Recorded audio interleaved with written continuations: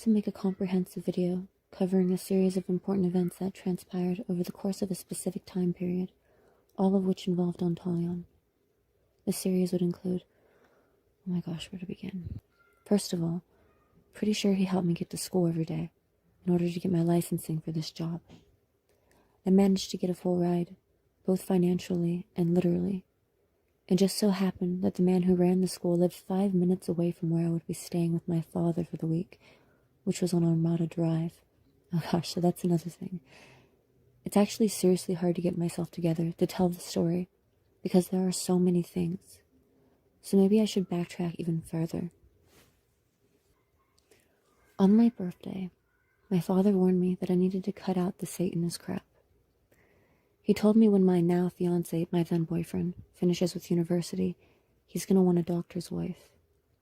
My dad doesn't know that my fiancé is 10 times the baneful sorcerer that I am. In fact, Dantalion introduced us. Gosh, so many things. Admittedly, though, that is because my fiancé hides it. So, on some level, my father does have a point. He wouldn't leave my religious choices alone, however, and I told him he cannot speak to me that way. What if I said the same things of his church and faith? So I temporarily blocked my messenger and waited for him to cool off. But I also changed my Facebook name that day.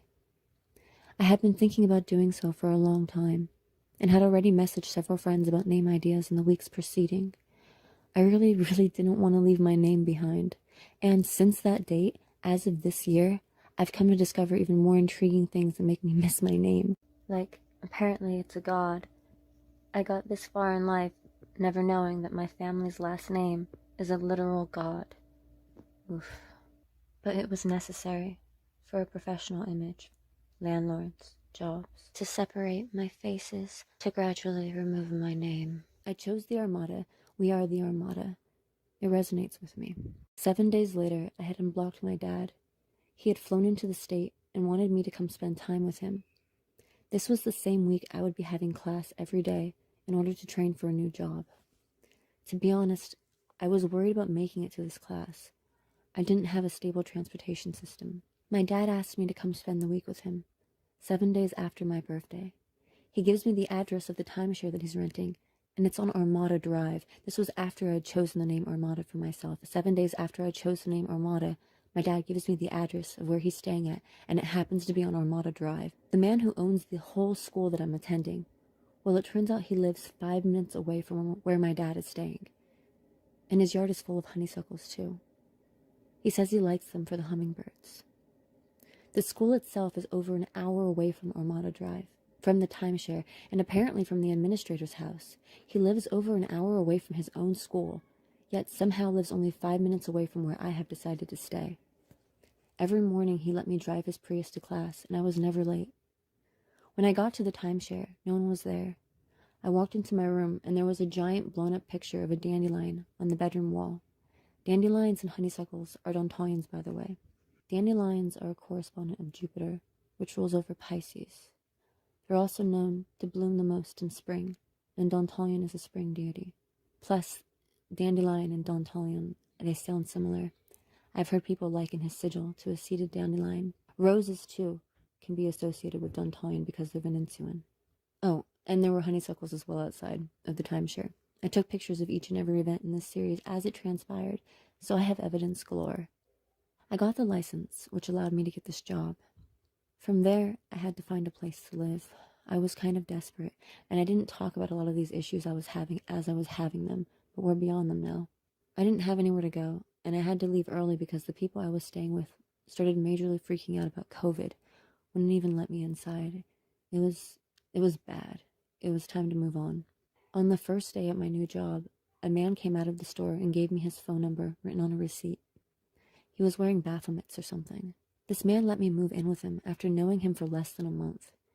He said it could be long-term, but Dantalion warned me to choose this apartment that I am living at now instead.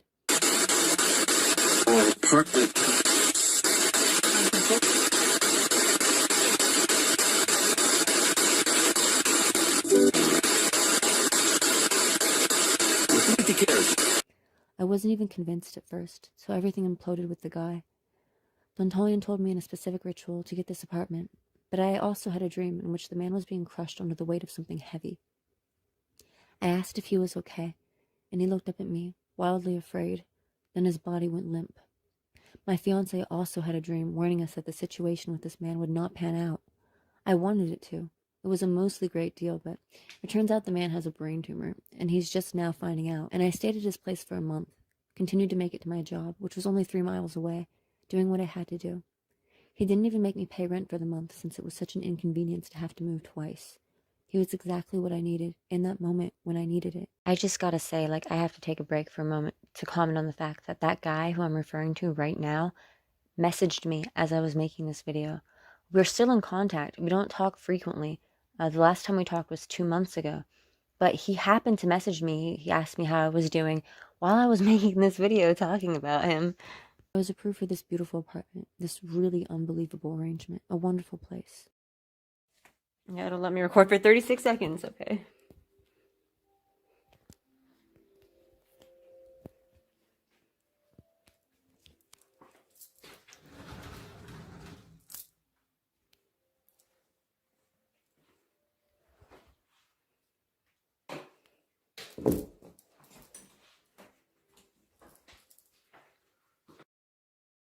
In the same ritual in which Dantalion told me to pick this place of the two, he also recommended that I get a moped.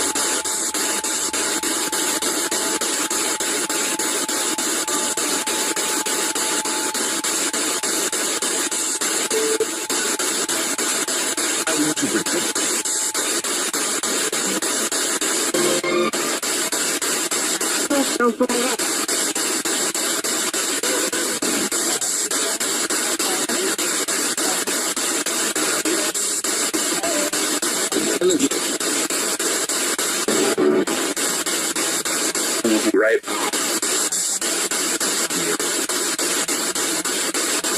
Apartment.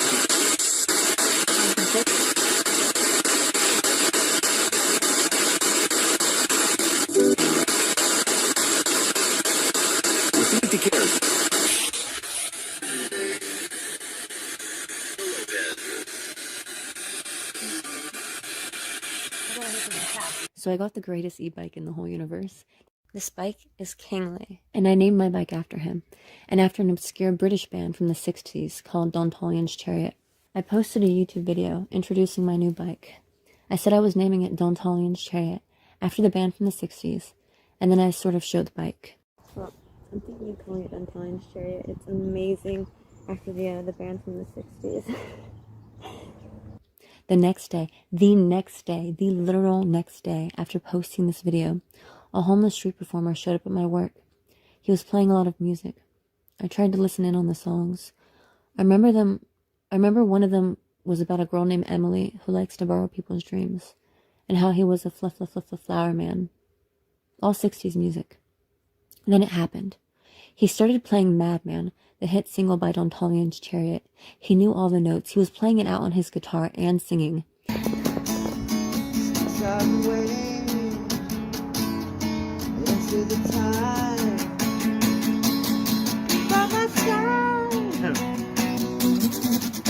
Oh my gosh.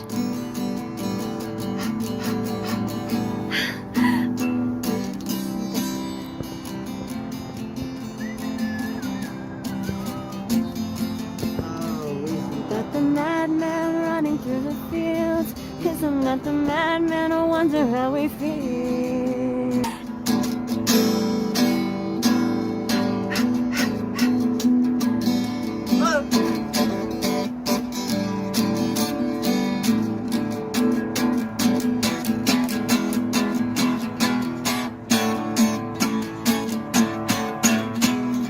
Wow, oh my gosh. I need you to understand, this was a very rare band. It never made it big. I couldn't even find statistics on its audience reach because there was just, like, there weren't any. There was no way. This homeless man was playing Dantalion's chariot. I filmed him. I had it posted on YouTube within 2 days of when I posted the video of me introducing my bike as being Dantalion's chariot. The homeless man returned and gave me a bouquet of roses. I keep one of them on my altar still. I'm sure I'm forgetting plenty. But that is some of my story.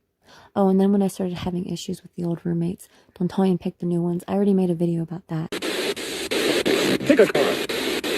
Pick a card?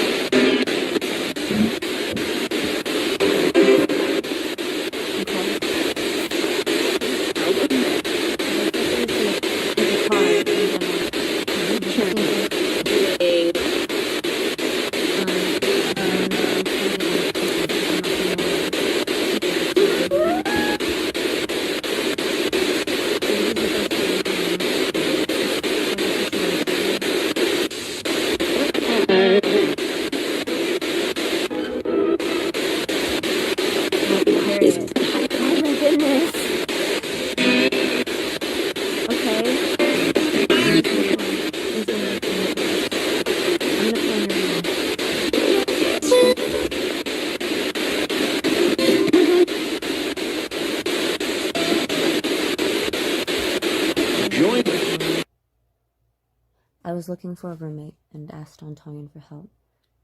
2 people came forward on the same day, trying to move in. These were the only 2 viable candidates. One of them had my fiancé's name. I don't know what else he has in common with my fiancé, since we didn't stay in touch.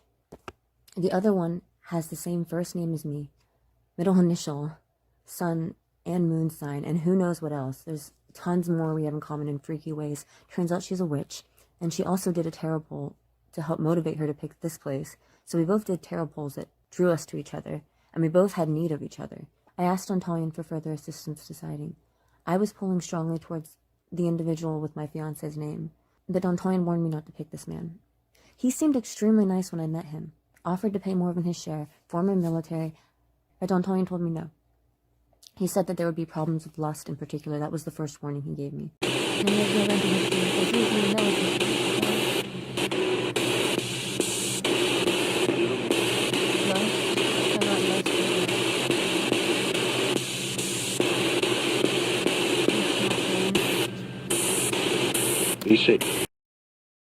He told me to pick the girl with my name. I wasn't even convinced because I was so swayed towards this guy. He seemed like a better candidate, for more reasons than one. A third person called me. He had seen my ad posted online and was interested in the property. His name was Solomon. At that point, I was already kind of tied between the girl with my name and the guy with my fiancé's name, so I declined, but I thought it was so interesting that his name was Solomon. So I did choose the girl, trusting in Dantalion. And the guy with my fiancé's name randomly recontacted me tonight, as I was preparing for my rituals. It's Friday the 13th, by the way, which has been ensuing. But so, the guy contacted me tonight. I had finalized my decision and informed him that I picked the girl in July. We have not been in communication since then, so this was just out of nowhere.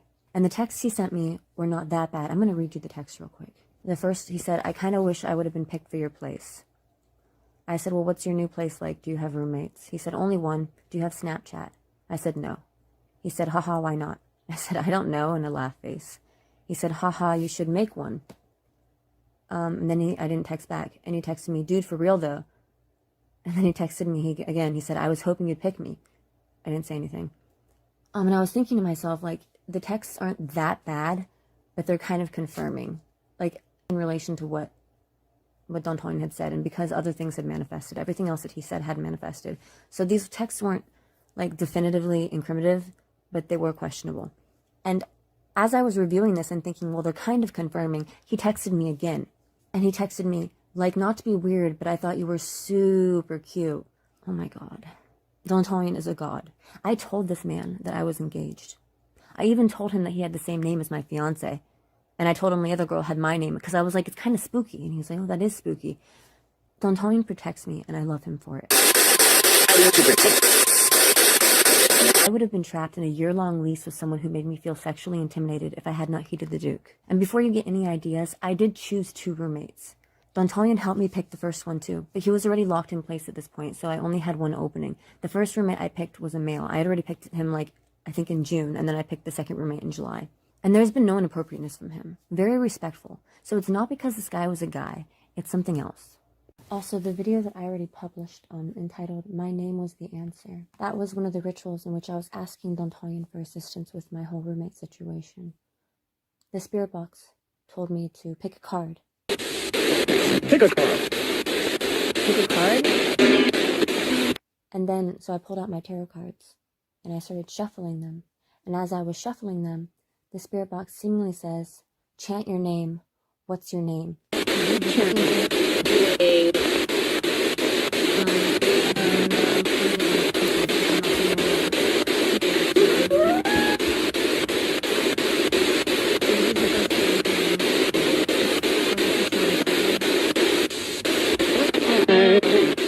This was before I met the girl with my name that Dantalion told me to pick, as opposed to the guy with my fiance's name.